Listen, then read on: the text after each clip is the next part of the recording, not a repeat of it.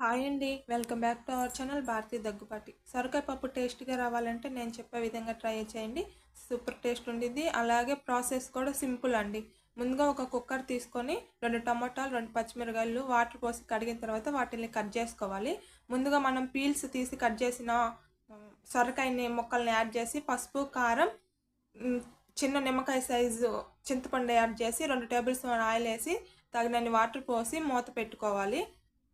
4-5 whistle వచ్చిన తర్వాత open చేసి చూసి కొద్దిగా కల్లుప్పు వేసి బాగా మెత్తగా మెదుపుకొని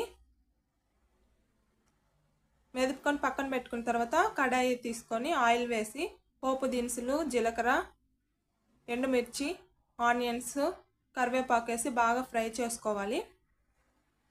ఫ్రై చేసుకున్న తర్వాత మనం ముందుగా మెదిపి పెట్టుకున్నాం కదా కుక్కర్లోకి ఇది తాలింపు మొత్తం వేసేసుకోవాలి. ఆ కుక్కర్ తీసుకొని గ్యాస్ మీద పెట్టి ఒక 10 నిమిషాలు ఉడికించుకోవాలి. ఉడికించుకోవడం వల్ల టేస్ట్ బాగుంటుంది. సర్వింగ్ బౌల్లోకి తీసుకొని సర్వ్ చేసుకోవటమే అండి. సింపుల్ ప్రాసెస్, ఈజీగా 10 నిమిషాల్లో రెడీ అయిపోతుంది. నా వీడియో కనుక నచ్చినట్టయితే ప్లీజ్ లైక్ చేసి సబ్స్క్రైబ్ చేయండి. Thank you for watching.